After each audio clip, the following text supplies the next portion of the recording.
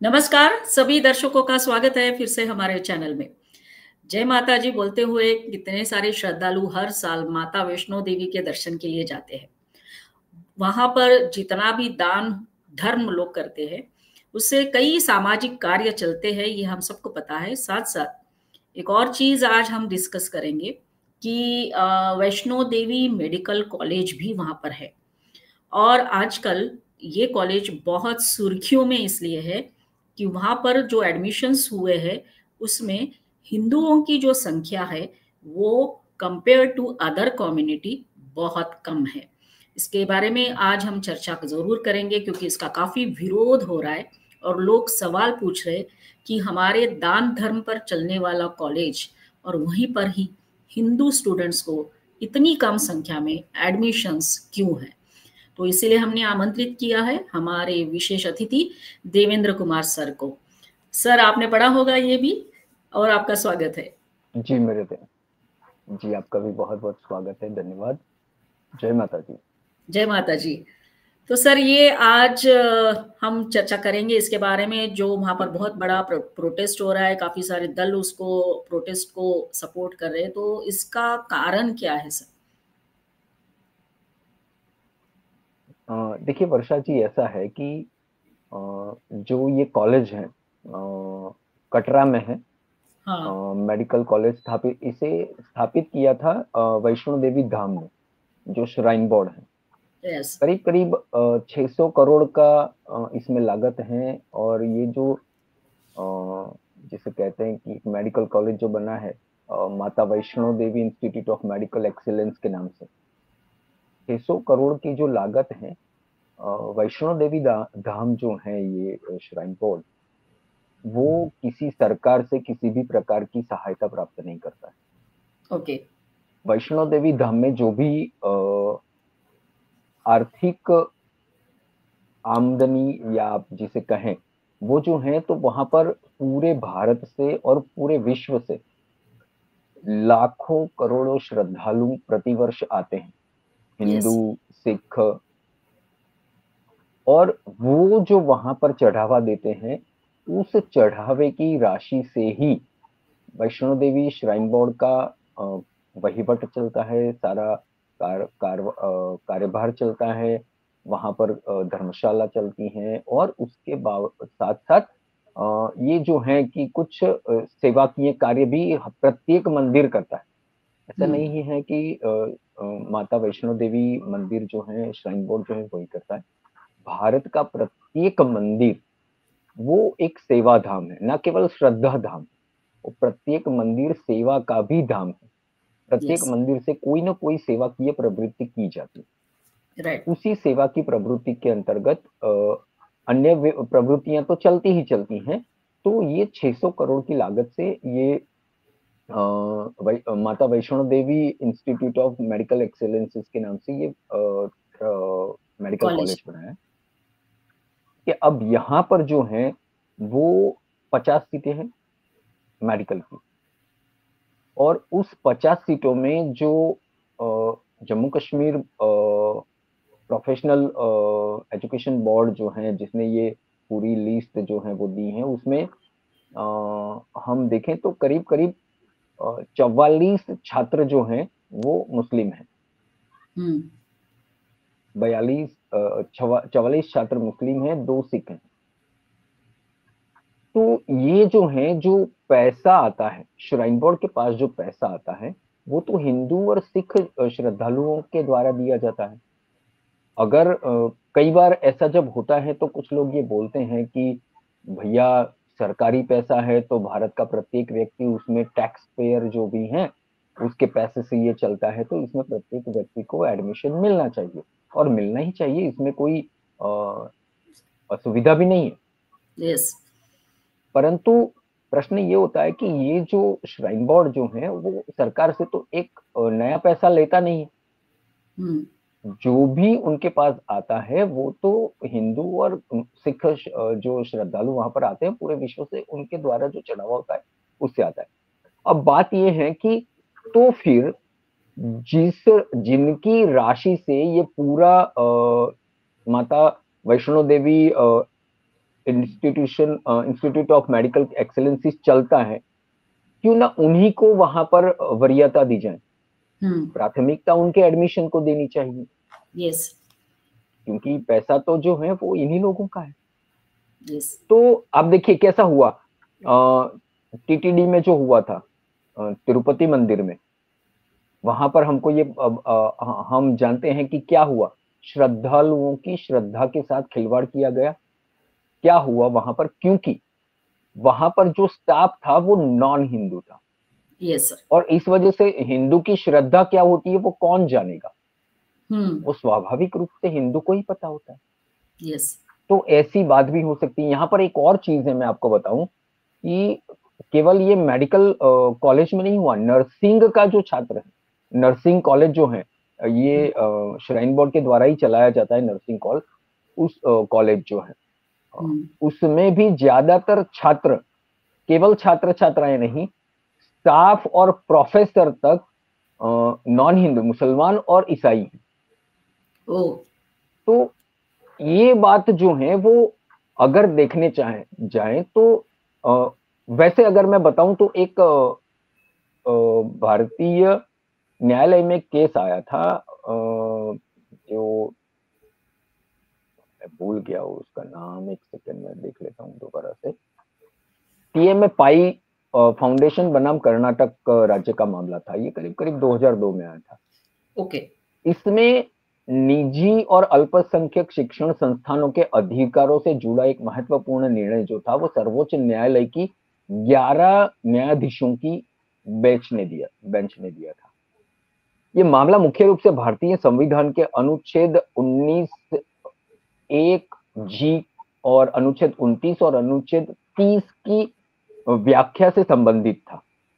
ये जो है ये अनुच्छेद जो है वो इसके तहत निजी और अल्पसंख्यक संस्थान अपनी पसंद के शैक्षणिक संस्थानों की स्थापना और प्रशासन का अधिकार का दावा कर रहे थे उस समय, जबकि राज्य सरकार इन संस्थानों को रेगुलेट करना चाहती थी।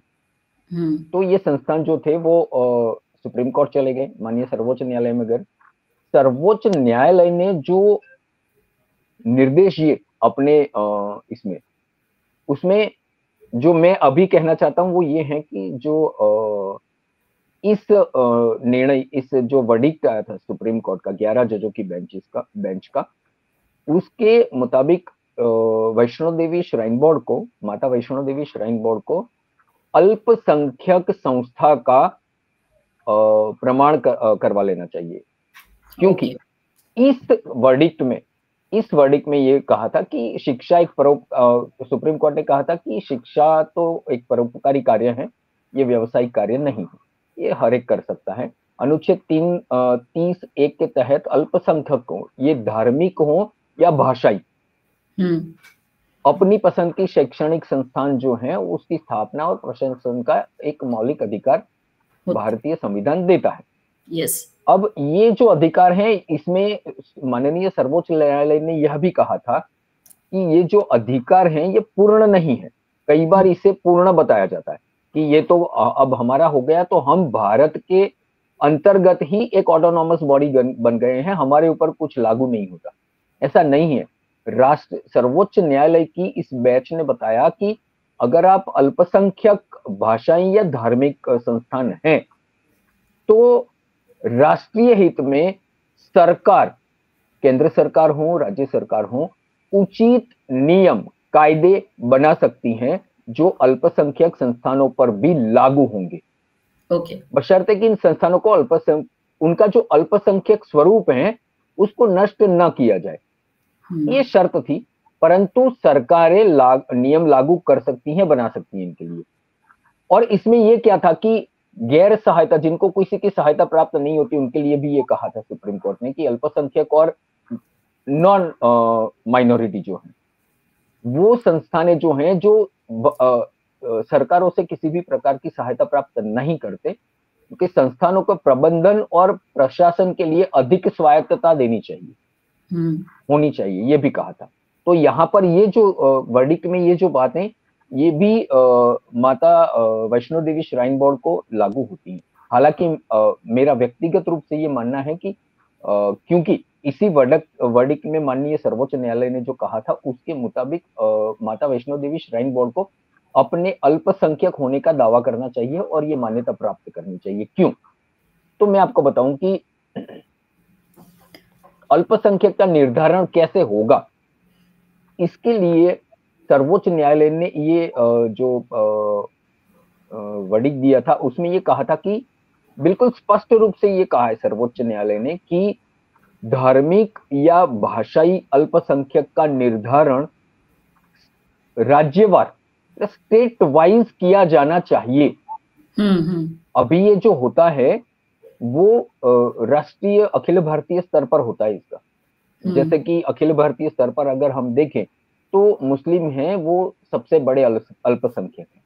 yes. पारसी हैं जो माइक्रो माइनॉरिटी हैं, जैन माइक्रो माइनॉरिटी हैं, ऐसे ही बौद्ध भी हैं जो माइनॉरिटी हैं। ये धार्मिक माइनॉरिटीज हैं। ऐसे ही कुछ भाषाई लघुमती भी अल्पसंख्यक भी होती है। तो ये जो धार्मिक और भाषाई अल्पसंख्यक होते हैं उनको राज्यवार स्टेट वाइज इसका निर्धारण होना चाहिए। तो जैसे कि अगर हम देखें तो जम्मू कश्मीर की अगर बात करें तो जम्मू कश्मीर में करीब करीब 22 या 25% हिंदू हैं। इसमें ये बात जोड़ देनी चाहिए कि करीब करीब कई लाखों हिंदुओं को 90 के दशक में 89, 90, 91, 92 के दौरान लाखों हिंदुओं को वहां से, क्योंकि वो हिंदू थे, इस वजह से उनको प्रताड़ित किया गया और वहां पर बहुत बड़ा नरसंहार भी हुआ हिंदुओं का। हिंदू महिलाओं के साथ अत्याचार हुए, बलात्कार हुए, निर्मम हत्याएं हुई।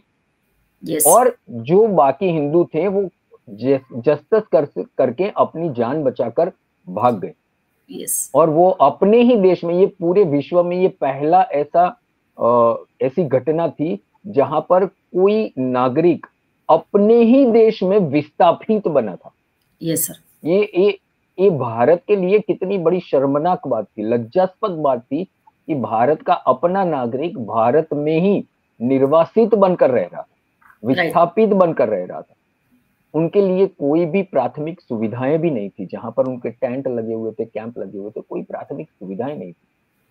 मेरे एक दोस्त थे जो वो कहते थे मुझे कि क्या कहूं देवेंद्र भाई, छोड़िए ना, अब इतने साल मैं ऐसा कहूं कि the absolute gentleman I ever met with.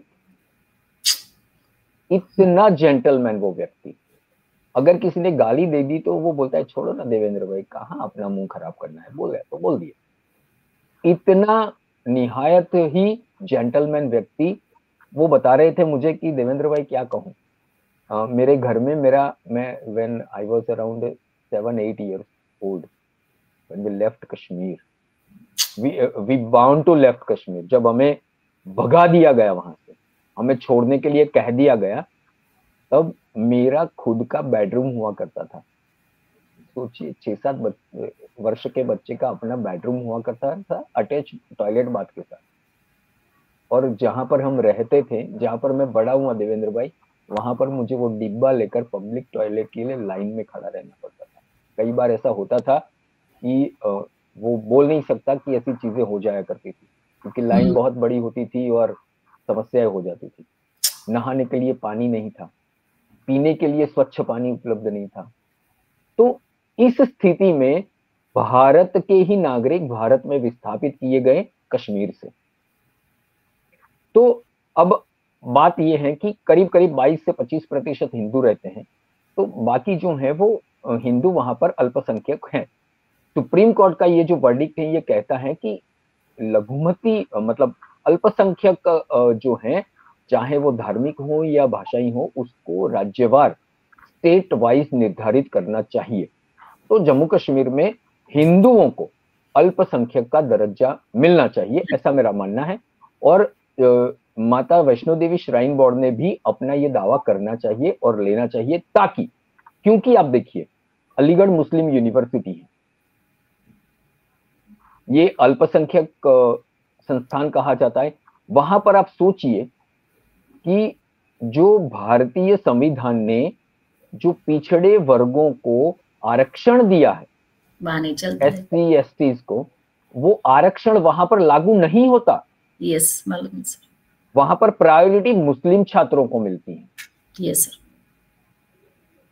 तो ये करना चाहिए, क्योंकि अगर हम कोई भी सहायता किसी सरकार से नहीं ले रहे हैं, हमारी श्रद्धा का पैसा है वो, हिंदुओं की, सिखों की श्रद्धा का पैसा है वो श्रद्धा से माता को अर्पण किया है, और उससे स्वाभाविक रूप से जो सुविधाएं होती हैं वो मिलनी चाहिए उन्हीं श्रद्धालुओं को जिन्होंने समर्पण किया है। Yes, right. Yes sir. तो सर ये अभी प्रोटेस्ट बढ़ रहा है, काफी सारे संगठनों ने इस प्रोटेस्ट को सपोर्ट किया है, जैसे विश्व हिंदू परिषद है, बजरंग दल है, ये सारे लोग आगे आए हैं और इन सब की यही डिमांड हो रही है कि जो चढ़ावा बोलो या जो डोनेशन हिंदू कम्युनिटी से ही जाता है उसका उपयोग ज्यादा हिंदू स्टूडेंट्स को मिले फायदा, ये उनकी डिमांड है और इसलिए वो सपोर्ट भी कर रहे हैं। तो सर ये अब मामला कहाँ तक जाकर पहुंचेगा ये तो नहीं पता, लेकिन फिर भी जो रिपोर्ट्स में आ रहा है उसमें ये सारी चीजें आई हुई है। तो सर अंत में सर हम कंक्लूड करते हुए क्या बोलेंगे कि इसके खिलाफ कोर्ट में फिर से जाना पड़ेगा, क्योंकि फिर एक ही पर्याय है सर कि जाओ सुप्रीम कोर्ट में जाओ और न्याय मांगो। ऐसा है कि पहला तो जो मैंने बताया कि माता वैष्णो देवी श्राइन बोर्ड जो है उसने अपने अल्पसंख्यक होने का दावा करना चाहिए। तो स्वाभाविक रूप से वो अल्पसंख्यक संस्थान बन जाएगा, एजुकेशन संस्थान बन जाएगा, तो वो अपने नीति नियम बनाकर उसे संचालित कर पाएंगे, प्रवेश की जो प्रक्रिया है। और दूसरी बात जो है मैं अभी ये कहना चाहूंगा कि जो स्वाभाविक सदैव अल्पसंख्यकों के हितों की बात करते हैं, जैसे वो तेजस्वी यादव हों, वो इलेक्शन से पहले कुछ बोले थे, मुसलमानों को कुछ हो गया तो हम ऐसा कुछ बोले थे। तो क्या कश्मीर में हिंदू अल्पसंख्यक नहीं है? Yes sir. क्या उन अल्पसंख्यक हिंदुओं की आपको चिंता नहीं है? या फिर क्योंकि वो हिंदू हैं इस वजह से आपको उनकी चिंता नहीं है? यस। कांग्रेस सदैव अल्पसंख्यकों के हित की बात करती है, तो क्या वो कश्मीर के इन अल्पसंख्यक हिंदुओं की हित की बात करेगी? अभी तक तो नहीं कहा है। क्यों? एक हमारे वो उत्तर प्रदेश के पूर्व मुख्यमंत्री भी हैं, अखिलेश जी, वो भी सदैव अल्पसंख्यक हित की बात करते हैं। तो क्या हिंदू हित के वहां पर अल्पसंख्यक जहां पर हिंदू हो गया है, उन हिंदू अल्पसंख्यकों के हित की बात ये करेंगे या नहीं करेंगे? और अगर नहीं करेंगे तो वो क्यों नहीं करेंगे, ये भी पूरे भारत को सार्वजनिक तौर पर बताना चाहिए। Yes sir. जो सदैव जो एम.के. स्टालिन और जो डीएमके के नेता हैं, उनके पुत्र उदयनिधि, उनको भी पूछना तो चाहिए कि आप सदैव ये बातें करते हैं, आप हिंदू को कुछ भी कह देते हो कि ये तो मलेरिया है, डेंगू है, ये कह देते हो, परंतु यहाँ पर उनको पढ़ने तक की सुविधाएं उपलब्ध नहीं हो रही। पैसा उनका है। हाँ सर। पैसा उनका नहीं है, पैसा उनकी श्रद्धा का है। मैं ये बात स्पष्ट करूं कि जब कोई भी हिंदू मंदिर में जाता है और मंदिर में जब वो अपने हाथ से कुछ भी वहां पर समर्पित कर देता है, तो वो समर्पण है, वो दान नहीं होता। क्योंकि हिंदू स्पष्ट रूप से मानता है कि जिसने मुझे दिया है उसे मैं दान नहीं कर सकता। जो मुझे देने वाला है, मुझे देने वाला तो स्वयं भगवान है, तो मैं उसने दिया हुए ही मैं उसे दान कैसे कर सकता हूँ? जो उसने मुझे दिया है मैं उसमें से कुछ उसको समर्पण कर सकता हूँ। तो हिंदू दान नहीं करता, वो समर्पण करता है।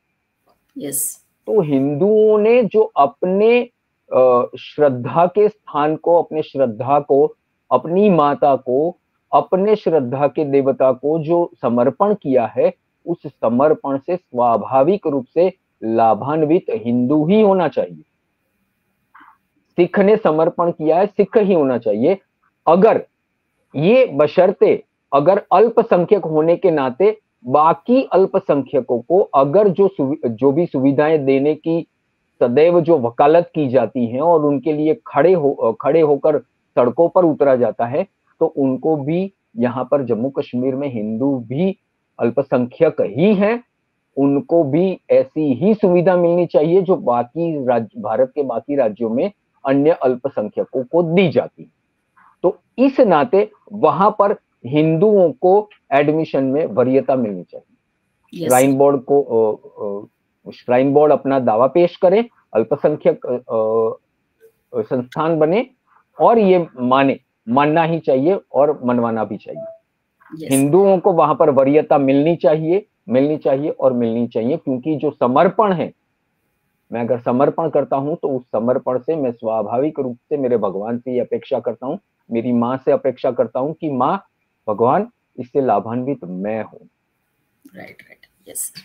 कम से कम वो तो नहीं हो सकते जिन्होंने मेरे श्रद्धा स्थानों को तोड़ा है, जिनकी श्रद्धा मेरे श्रद्धा स्थानों पर नहीं है, उनको लाभान्वित करना, ये मैं मानता हूं कि ये दैवी न्याय जो रहता है उसके भी विरुद्ध है।